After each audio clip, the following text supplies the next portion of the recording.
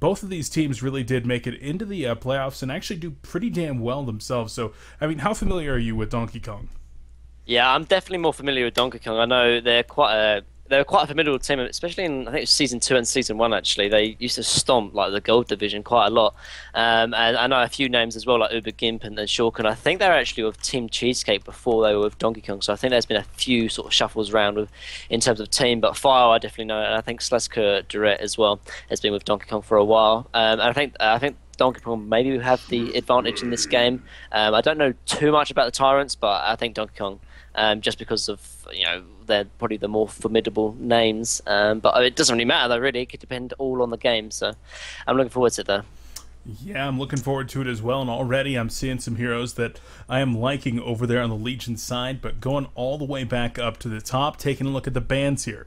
We do have Puppet Master, Tremble, Silhouette, and Cthulhuphant. So the Elephant, even though he has been toned down a little bit, still having quite the presence here, Mini Maggot.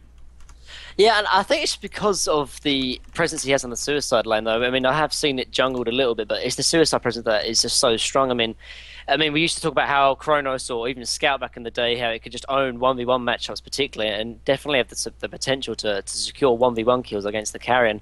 And the Cthulhuphant does have the potential as well. I mean, he's hard to box out if you're 1v2. He's a good laner, and he does have that potential to kill one-on-one as well. And he has the escape mech and all to top that off as well. So it's just a hero that's very, very hard to deal with, and it's just maybe easier to ban it out than to try and play against it or play around it. Yeah, and in this case, definitely not going to be seeing it, but ones that we are going to be seeing, a couple heroes that I remember from Quincy's stat column. If you guys haven't checked that out, over at hauntour.com right now, lots of good reads, but he talks about three of these heroes actually on the Legion side, Drunken Master and Swiftblade being ones that he expected to be on the decline after having pretty decent performances, especially Swiftblade in the Carnage playoffs, the guys from BMG executing that one well. And Magnus, Drunken Master, ones that, of course, have the potential to be in the Suicide or Initiator, or even carry potential there for the Drunken Master. But what are you expecting to see over here, Mini Maggot? The problem is that Swiftblade and Drunken can almost fulfill the same roles. I mean, I've seen Swiftblade Suicide, I've seen Drunken Master Suicide, and I've seen both of them carry at the same time. I think probably the more kind of normal thing to do would probably send the Swiftblade line as the carrier and then send Drunken Master Suicide, but I'm really not a fan of sending the Drunken Master Suicide. I can't remember the exact stats that Quincy gave me before, but I think Drunken Suicide is probably one of the lowest win percentages. If I think Quincy probably most likely have the exact stats there, but when it's because whenever you send the Drunken Master Suicide, particularly with the meta game nowadays, the short lanes aren't really sending sort of 1v1 matchups, and Drunken really does excel in the 1v1 matchup, but 1 versus 2 he doesn't really excel that well, and that's why I don't really like to see him in the suicide line all that too much, because you need that farm on him, and obviously sending him 1v2 you won't really secure that kind of farm. However, on the other team though, the Parasite first pick though is definitely something to be noted. I mean, the hero has got a few changes, particularly to his infest actually. So you actually gain health at max level from the creep you're in. I don't know if it really warrants a first pick, but at the same time, and with all these new balance changes, it's hard to really get a kind of a feel or a sense of what the top picks are. I mean, we see the Drunken Master and Magnus, the heroes that we normally sort of saw, like everyone going first pick. But with the new balance changes, I mean, maybe Parasite is warranted for a first pick. We'll have to see after the qualifiers and maybe into the first cycle of season 1. But I mean, I'm looking forward to the Parasite pick. We used to see it quite a lot back in the day, but it sort of dropped off quite a bit now. But with the new infest changes, actually, I think it can definitely make a resurgence onto the scene. So. Yeah, if anything's going to do it, that very well might. Second set of bands coming out, though. We got definitely some of these very strong supports being taken out right now.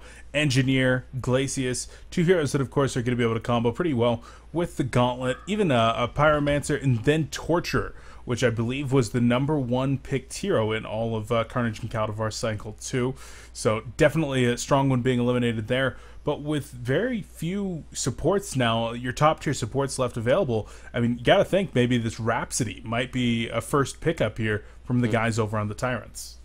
I think I would agree with you, and although she did get a slight nerf in the balance planets, like I said, it's a slight nerf. Like they increased the staccato, I think, by 2 seconds on cooldown, which in a sense, obviously, is a nerf, but it's not big enough to not pick it or ban it in the first picking stage, honestly.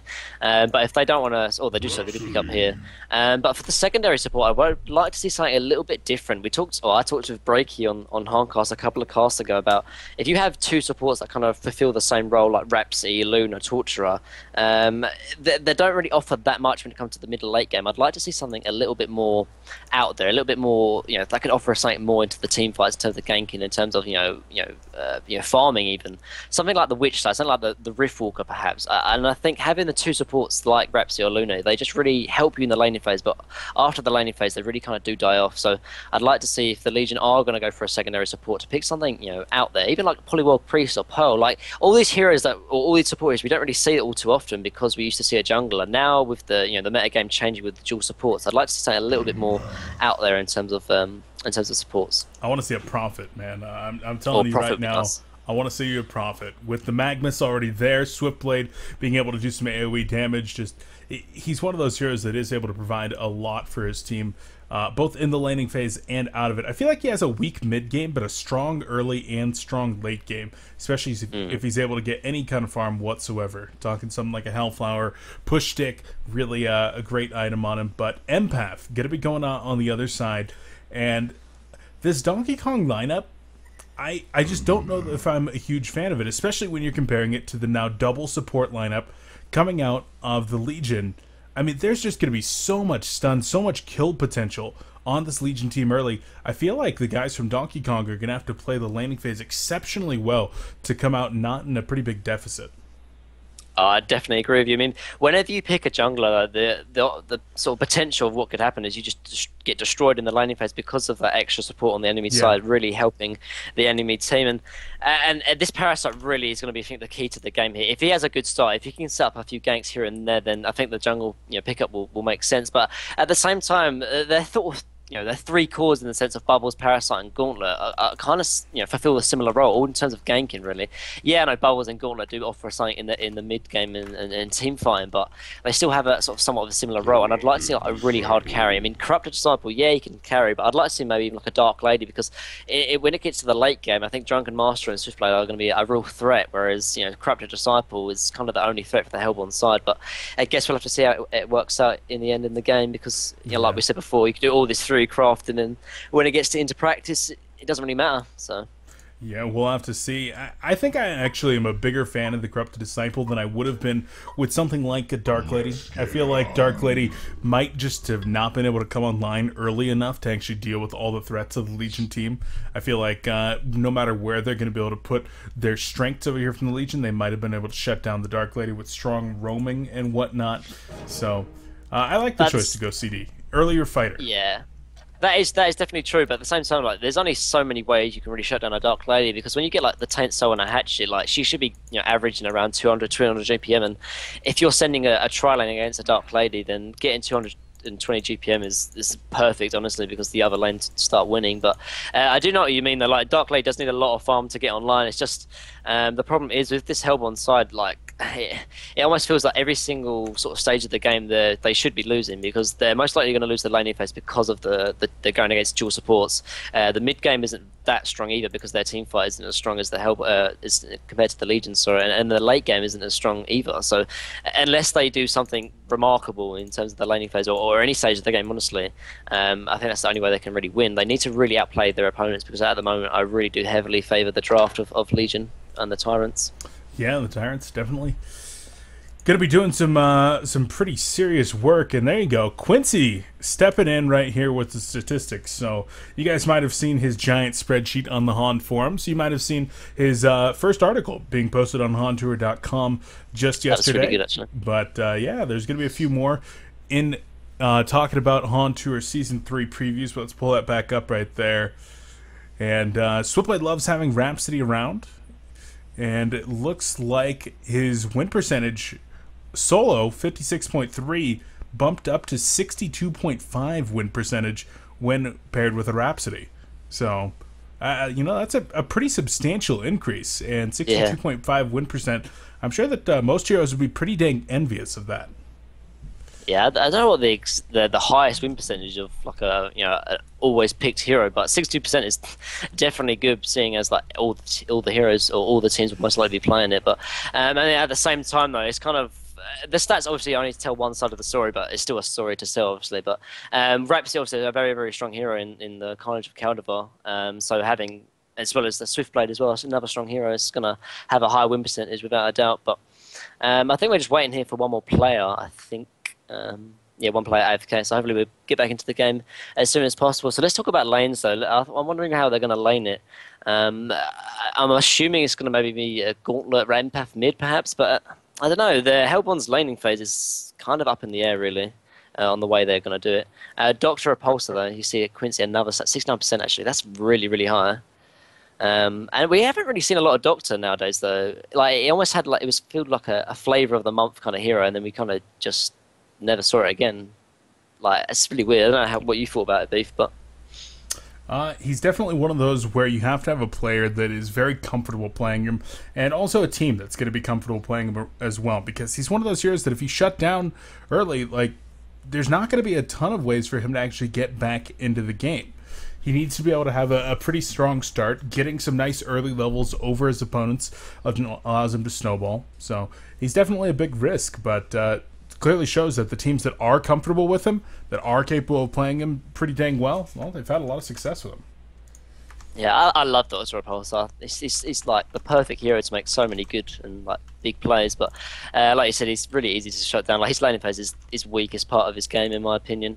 But I just think the ability to almost engage like halfway across the map is just insane. And particularly in like the competitive scene, like if one team makes like a misstep only by like an inch, like the Doctor Repulsor can easily take advantage of that and capitalize on the mistake, and that's why I love that kind of style of hero.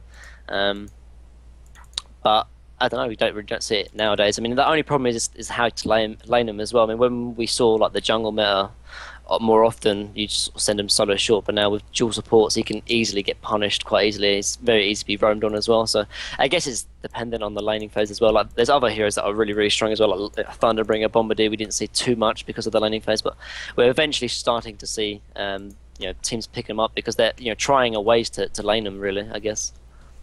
Yeah, if you are able to get them out of that laning phase, they do have quite a bit of power, and hopefully they're going to be getting back here. There is, of course, the rule about streamed matches that they're only allowed to pause for up to 5 minutes before creep spawn, and I think we're pretty much at that mark right now.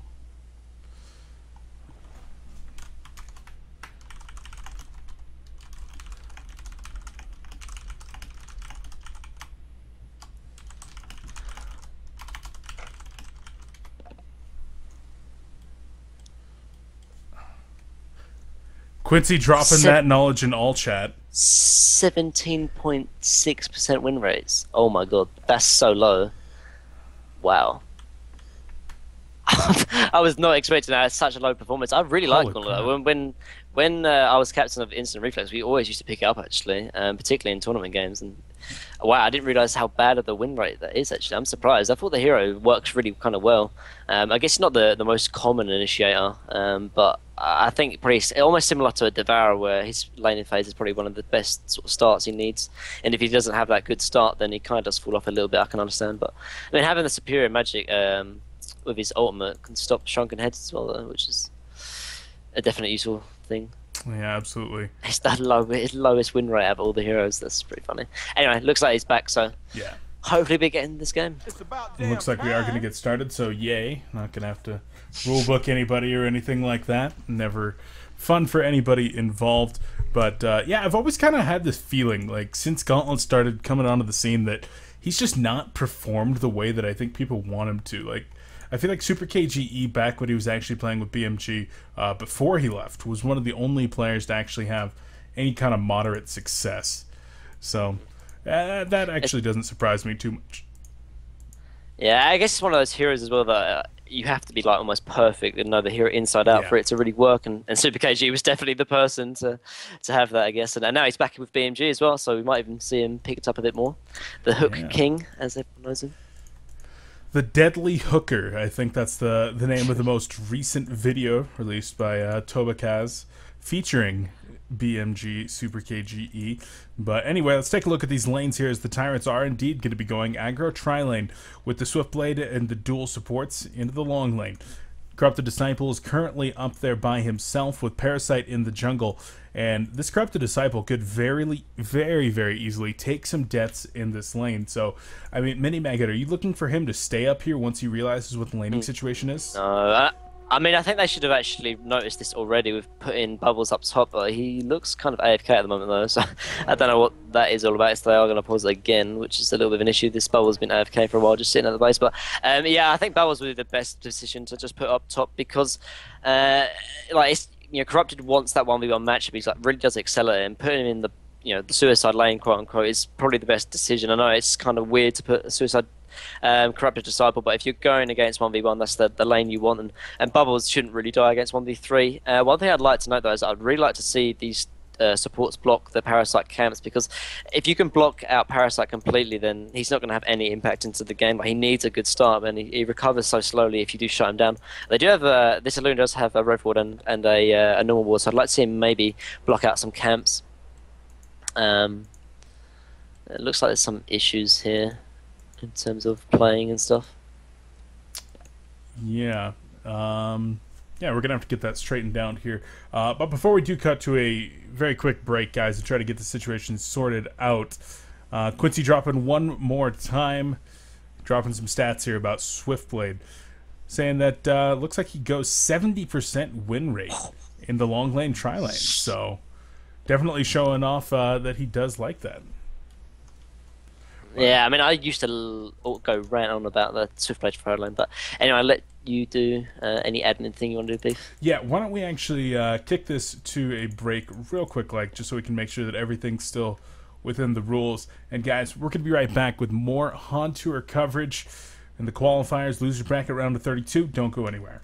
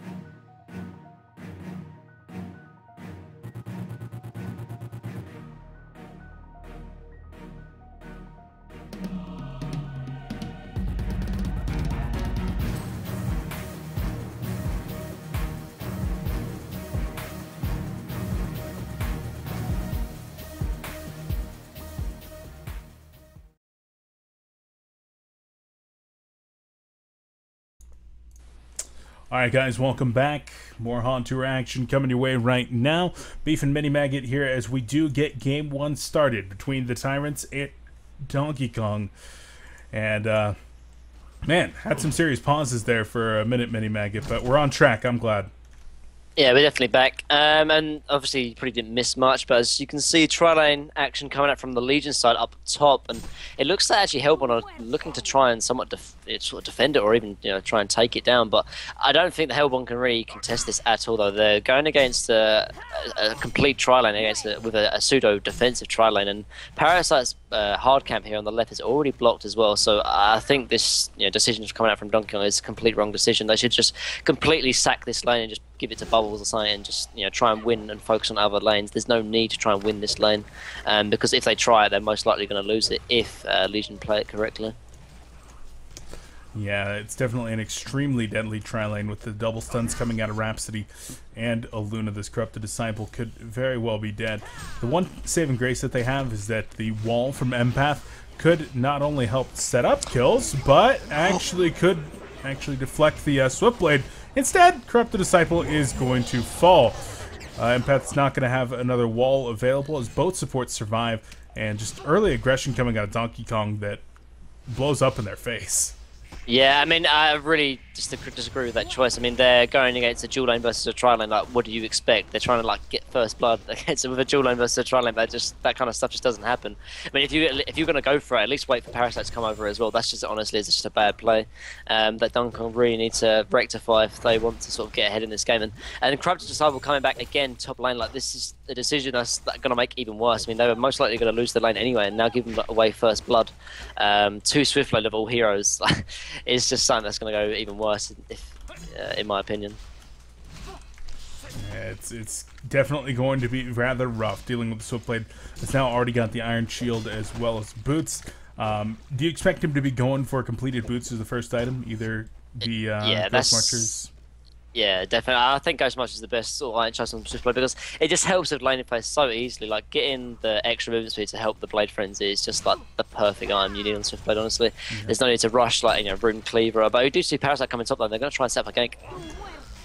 They certainly are, but with no stun or slow from the Vagabond leader, they're going to be relying on the raw damage, and Swiftblade going to turn this one around onto Parasite. Parasite should die. No, going to be able to hop into the Soldier and get away. Empath going to be trying to set up a kill onto the Rhapsody right here. Parasite's going to be coming back in. The Leech is there. Corrupted Disciple with another Q in just a second here. Not going to do enough damage, but is going to be able to get the hit off onto Rhapsody. And now Swiftblade trying to man up on Corrupted Disciple. That's not really going to work out too well. Swiftblade's now running away, and it's going to be a Luna versus 3. Is she gonna get the kill? Not gonna happen. Parasite escapes with one more hit, and Donkey Kong showing that, hey, maybe this is actually working out after all.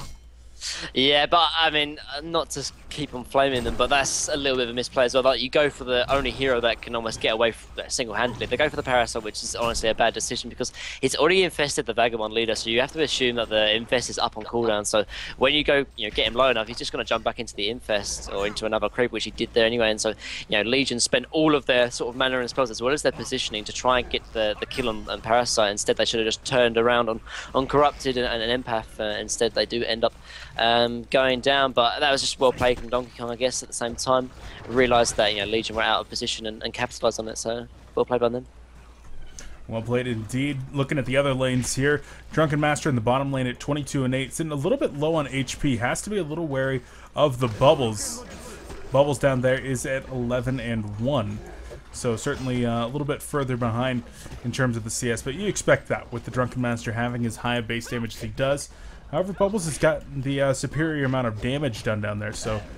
And with that, Shell connecting is going to man up. I think Drunken Master can actually escape from this. He's going to get tangled up on the creeps a little bit, but no, not able to get that last hit.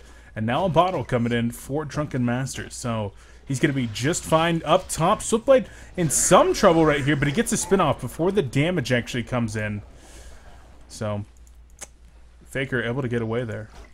Yeah, but I mean, with this tri-lane almost being contested by Hellborn, this is actually a really, really bad thing for Legion because Hellborn are having two players in the lane, so they're actually getting a lot more experience than the Legion, as well as Parasite farming his own jungle. Now that actually the hard camp on the left is now open because it was only a Rev Ward, this could only spell bad things here for the Legion side. Swiftblade only level 3 compared to level 4 Parasite and level 4 Empath actually, and I think the longer this goes on, this could actually be like a really bad thing for the Legion unless they start netting kills right now, right here, and instead actually Hellbomb, making the aggressive moves. Yeah, I mean, I don't mind that they're getting a little bit aggressive right here, but it's like they are playing very aggressive. This Empath is dropping walls aggressively, constantly. And here comes the Catman champion driving the enemy team back. Beautiful walls. Is this support over there? And it looks like Tomas666 is going to go down. Swiftblade going to spin on top of the Catman champion, but Catman with 1100 HP does not fear too much. And Quincy dropped a stat right there in the middle of that.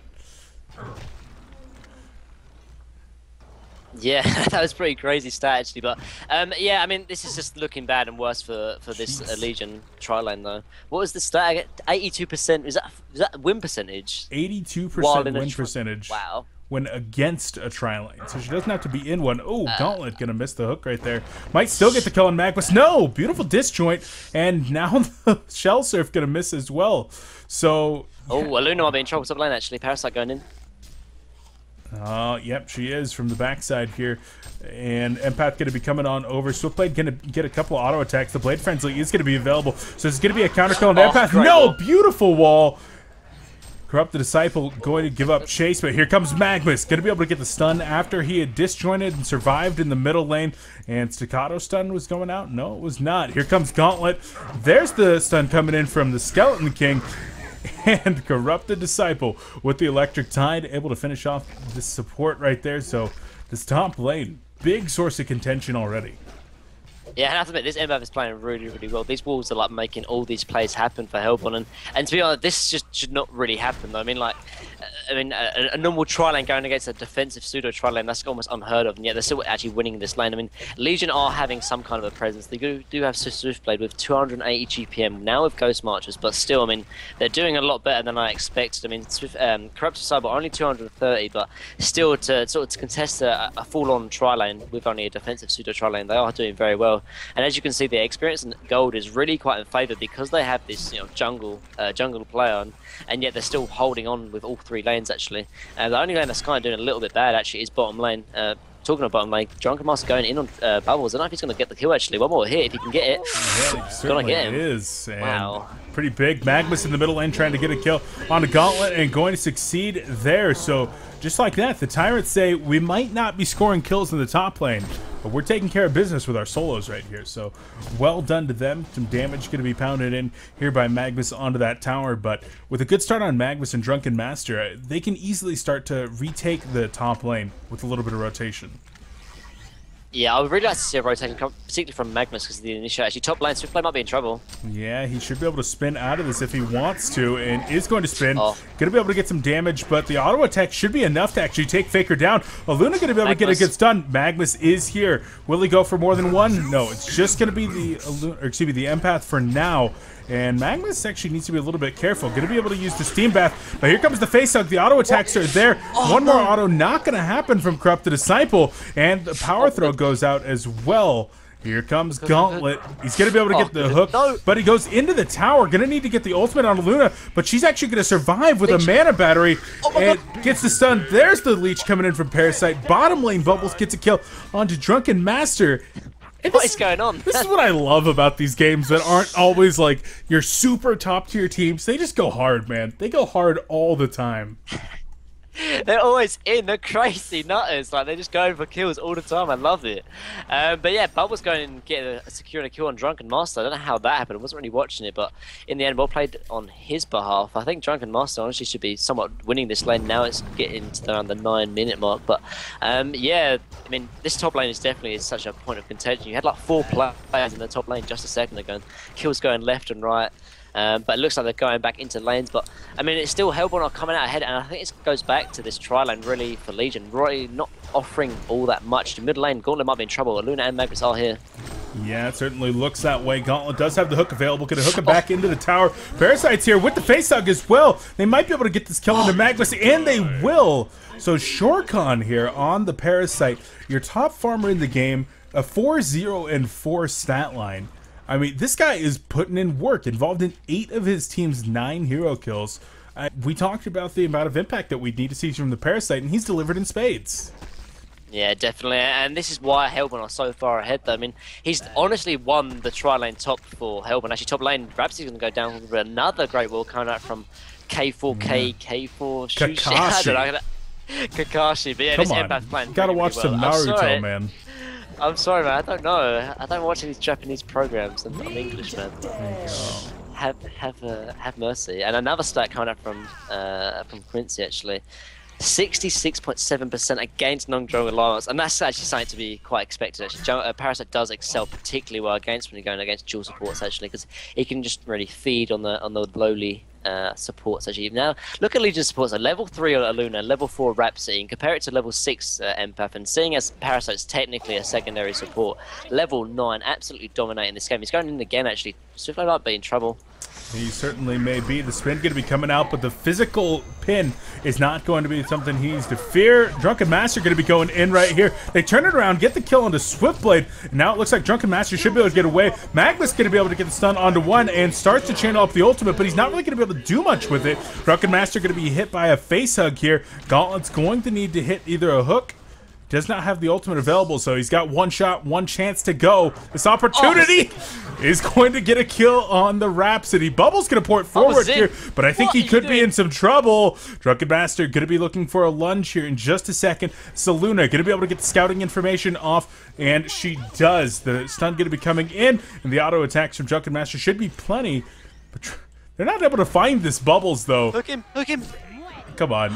He's going to try to get the hook. He gets the Drunken Master instead. Drunken Master's going to go down. Bubbles says, I may die, but my life will not be in vain. So sick. Oh, man, this guy is like Super KG with his hooks, man. He's like landing everything. Empath's actually behind this tri-lane. I think he's just going to get a ward off. Actually, Swiftblade going in and Corrupted Disciple. He does have the ultimate available, but decides not to use it. Actually, he might be in trouble. Instead, here comes the Kamehameha from the Vagabond leader. Rhapsody's going to be on the front line, and here comes Empath with the wall. This is support. There's no way that you cannot think this is support.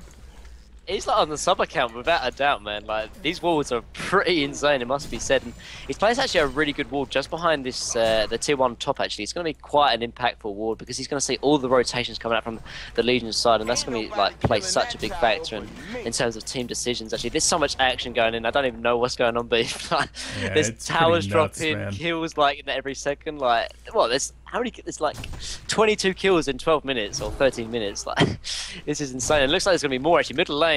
They want the Aluna, and I think that Monixol is definitely in some trouble. Unfortunately, they missed both the Shell Surf and the Gauntlet Hook, and now Bubbles is going to be the one that's in trouble. Drunken Master stutter stepping backward. The lunge going to be coming in, pushes him back up, and now they're going to try to turn this one around onto Aluna, perhaps. Here comes the ultimate from Gauntlet onto the Magmas. Mag is definitely in some trouble, and the puzzle box from Parasite able to help finish him off. The counter kill to the other side, but here's a big hook. Drunken Master might die one more time, and there's the leech. The Ancient Creep's going to be doing a ton of damage to Bubbles. And here's the Shell Surf going to connect with that ward. He's able to get the Shell Surf silence combination, and Bubbles is putting in work. Donkey Kong leading with a massive resource advantage 13 minutes into this game, and they're up over 10 kills.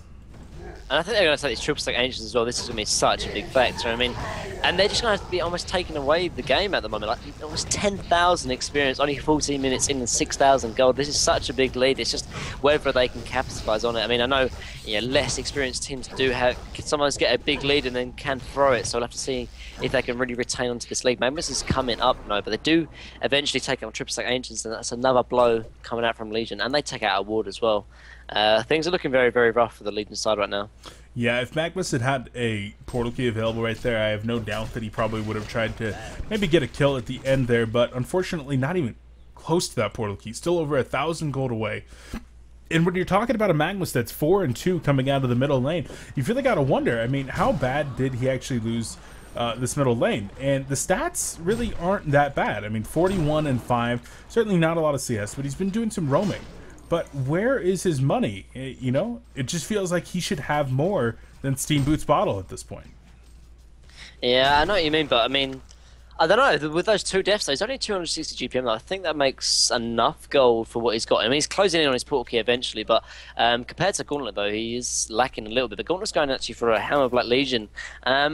And although I think I would somewhat disagree with it because I think Portal Key is just exactly what they need, because they need some bit more initiation, seeing as there's so many kills. Actually, Magnus might be in trouble if the wall can be set up by him. Oh no, does it eventually lava surge away? But yeah, going back to Gauntlet, it looks like he's going to be picking up the Hammer Black Legion, and I think I would like to see a Portal Key, but at the same time, there's so much action. I mean, having that extra bit of health can really make a difference in terms of the team fights, though. So. Yeah, and Helm of the Black Legion certainly not the more common build that we see. Normally you see Gauntlet picked up. He's going to be used as a hero that's actually initiating while your team is grouping up, and they're going to be trying to get a Luna here in the jungle. The Skeleton King at full HP because, once again, level 3 and above, you're not going to be losing any HP. And level 4, you even gain HP in your creep. It is pretty disgusting. And so able to easily find her, get the pin. And now it's going to be 4, make it, yeah, still 4 players here for the Hellborn team looking to grab their second tower. Oh, he can just stay in this Ballista as well. Like, he can even maybe push on for a tier 2. They're so far ahead. Like, they can take team fights, and Legion can't really stop them. And with Parasite staying in this Ballista for, like, forever, like, this is actually going to be a massive pushing aid for the Hellborn side. But I don't know if Legion are going to try and take this. Drunken Master's got to be careful here. Bad hook coming out, and this is going to give Drunken Master the space that he needs.